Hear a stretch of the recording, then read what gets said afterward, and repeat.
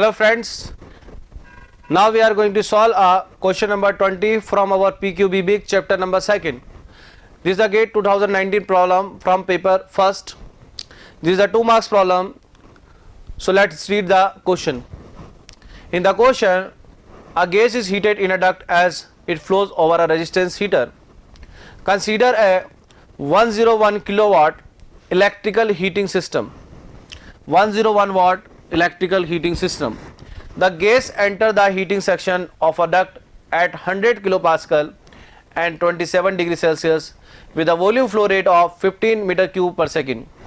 If heat is lost from the gas in the duct to the surrounding at a rate of 51 kilowatt, the exit temperature of the gas is.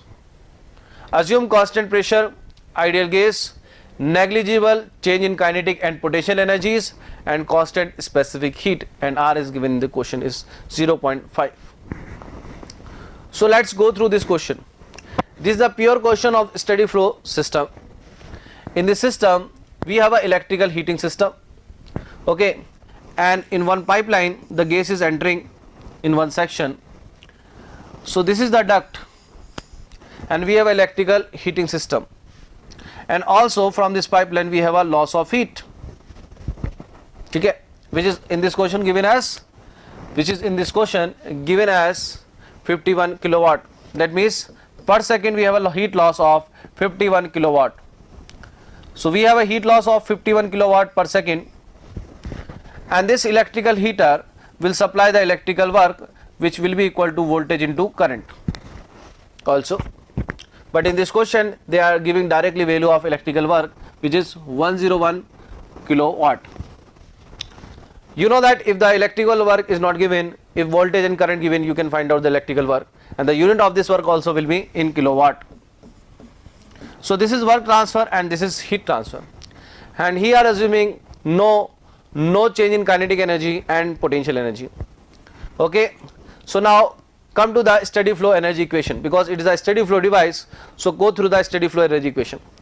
You know that in the steady flow energy equation, if the kinetic energy and potential energy neglected, then H1 plus Q equal to H2 plus W. That is the expression for steady flow energy equation. In this expression, H1 or H2 will be the change in enthalpy. Okay. So from this expression we can find out the what will be the final temperature, because you know that if you know the work and if you know the heat transfer in the steady flow system, you can find out the change in enthalpy, and for the air the change in enthalpy is the function of temperature. So if you know the inlet temperature, you can find out the exit temperature also. So now come to the solution of this question. In this question as I said, the heat transfer, a steady flow, we will apply a steady flow energy equation which is given in the question. In this expression, one thing you should notice also is that when we write the enthalpy equation, we are not considering mass flow rate. So that's why whenever we find out the heat and work, it will be in kilojoule. When we put the heat and work, it will be in kilojoule per kilogram, but in this expression the heat given in kilowatt. So that's why we have to mention the mass flow rate also in the expression.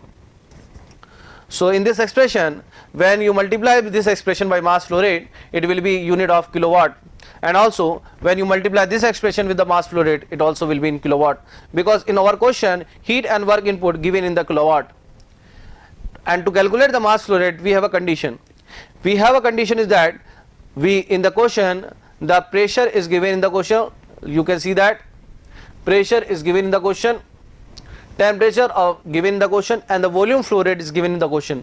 If we have a volume flow rate, we can find out the directly mass flow rate from our ideal gas equation, because when you write PV equal to MRT and we divide both sides by the time, okay, then there in one side there will be a volume flow rate, in another side there will be a mass flow rate.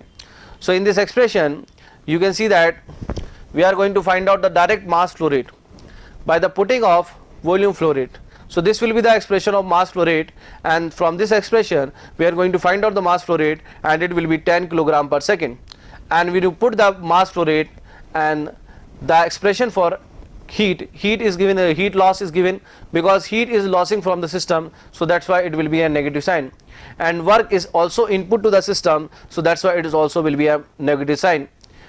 You take the heat in that side and 101 in this side, 101 minus 51. So 10 into, and you know that for ideal gas change in enthalpy is Cp T2 minus T1. So Cp T2 minus T1 will be the change in enthalpy formula. And when you solve this expression, you will got the temperature in Kelvin, that is 305 Kelvin. Okay, because when you put the temperature T1 in Kelvin, you will get the Kelvin. If you put the temperature T1 in degree, you will get the degree. So there should not a confusion. So this temperature will come in the Kelvin. And when you change the temperature in the degree Celsius by subtracting the 273, then answer will be 32 degrees Celsius. So from our option, the answer will be D. Thank you very much for this question.